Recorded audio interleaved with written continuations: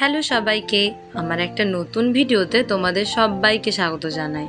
তো দেখো, আমি তো আগেই বলেছিলাম কুলোর ডিজাইনের ফুল একটা লং ভিডিও তোমাদের সঙ্গে শেয়ার করব, আর আজকে সেটাই নিয়ে হাজির হয়েছি। আমার ফার্স্ট কুলো পেন্টিং এর পুরো এক্সপিরিয়েন্সটাই তোমাদের সঙ্গে শেয়ার করব, কোন রং কি তুলি ইউজ করছি সবটাই দেখানোর চেষ্টা করব। তো আমরা তো সকলেই জানি বাঙালি বিয়ে বাড়িতে কত রকম নিয়মকানুন থাকে।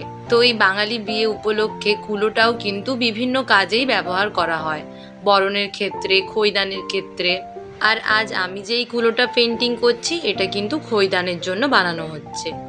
রং তুলির ছোঁয়া বা হাতের কাজ যাই বলো না কেন, মানুষ কিন্তু এখন এগুলোকে ভীষণভাবে ভালোবাসছে।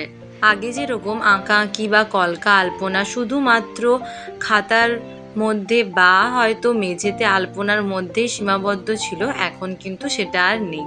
মানুষ তার বিশেষ দিনটাকে আরো বেশি বিশেষ করে তুলতে চায় এই রং তুলির ছোঁয়ার মাধ্যমে। ব্যাপারটা কিন্তু বেশ ভালো।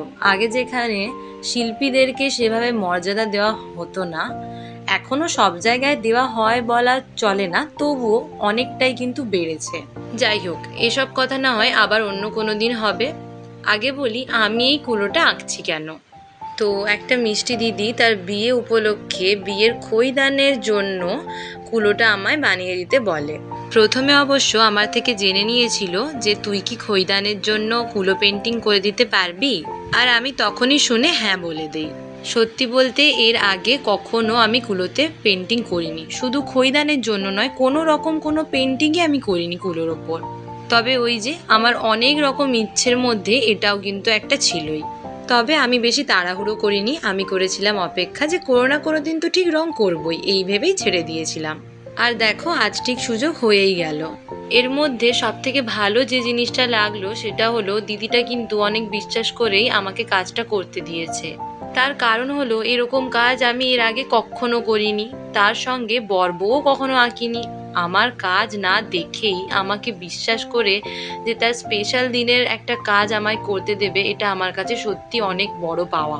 তাই আমি প্রথম থেকেই ভেবে নিয়েছিলাম যে কোনো রকম কোনো ভুল করা চলবে না। আর তার থেকেও বড় কথা, রং তুলির যে কোনো কাজই আমার প্রচণ্ড ভালো লাগার ভালোবাসার কাজ, যেগুলো আমি একদম মন থেকে করি।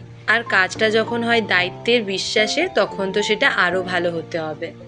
তো যাই হোক, দিদিটা আমায় কিন্তু রেফারেন্স হিসেবে একটা বর্বউ আঁকা কুলোর ছবিও পাঠিয়েছিল, আর বলেছিল যে কুলোর মধ্যে বর্বউ এঁকে দিলেই হবে, বাকিটা আমি যেন আমার মনের মতো করে সাজিয়ে নিই। তো আমিও সেই মতো কাজে লেগে পড়ি। যেহেতু এটা আমি প্রথমবার করব, তো সাইজ নিয়ে একটু প্রবলেম হচ্ছিল, আমি একটু কনফিউজ ছিলাম যে ছোটটা নেব না বড়টা, কারণ অনেকেই বলছিল যে এত বড় কুলো নিয়ে কি হবে, খৈদানের জন্য কুলো ছোট নিলেও হয়। তারপর আমি ইউটিউবে অনেক খৈদানের কুলো দেখলাম, তো আমার দেখে যেটা মনে হলো যে কোনোটাই ছোট নয়, সবগুলোই বেশ বড় বড়ই। তো আমি বললাম থাক, ছোট নেব না, যখন করছি তখন বড়টাই করব। তো এবার আসি রঙের কথায়। কুলোটা কিনে নিয়ে আসার পর আমি কুলোটাকে একটা কাপড় দিয়ে ভালোভাবে মুছে নিয়েছি, আর তারপর কিন্তু হোয়াইট কালার দিয়ে একটা বেস কালার করে নিয়েছি। আর আমি ইউজ করেছি কিন্তু ফেভিক্রিলের হোয়াইট অ্যাক্রিলিক কালার। এখানে বলে দিই, বেস কালারটা করার সময় কিন্তু আমি একটুও কোনো জল ইউজ করিনি, কালার আর তার সঙ্গে একটু মিডিয়াম ওয়ান ইউজ করেছি। আমার মনে হয় জলটা না ইউজ করলেই ভালো, তাই আমি জল ইউজ করিনি কোনো। আর হ্যাঁ, বেস কালারটা করার সময় কিন্তু আমি একটা মোটা 12 নাম্বার তুলি ইউজ করেছি।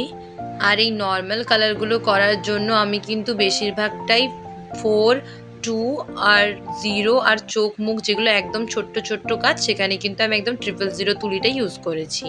সত্যি বলতে ফার্স্ট টাইম কুলো পেন্টিং করছি, অসুবিধে যে একদমই হয়নি সেটা বলবো না। যেহেতু আমরা সবসময় স্মুথ সারফেসের ওপর কাজ করতে অভ্যস্ত, তো সেখানে কুলোটা যথেষ্ট পরিমাণ রাফ ছিল, তো তার উপর তুলি দিয়ে কাজ করতে একটু প্রবলেম হলেও কিন্তু প্রবলেমটা বেশি বড় মনে হয়নি আমার তো কাজটা করতে ভীষণই ভালো লাগছিল। আর জানো, আমি না এই কাজটা করার সময় যত রকম বাঙালি বিয়ের গানগুলো হয় সুন্দর সুন্দর, সবগুলো গান চালিয়ে কাজটা করছিলাম, মানে পুরো যাতে বিয়েবাড়ি ভাইবটা নিতে পারি, একদম ভালোবেসে কাজটা করেছিলাম, তো আমার ভীষণ ভালো লাগছিল। আর এখানে ডেকোরেশনের ক্ষেত্রে আমি না কদম ফুল অ্যাড করেছি, মানে বাংলার যেটা আগেকার ট্র্যাডিশন, মানে বিয়ে মানেই কদম ফুল, যেটা বরের টোপরেও থাকে, তো সেইটা দিয়ে আমি ডেকোরেশনটা করার চেষ্টা করেছি।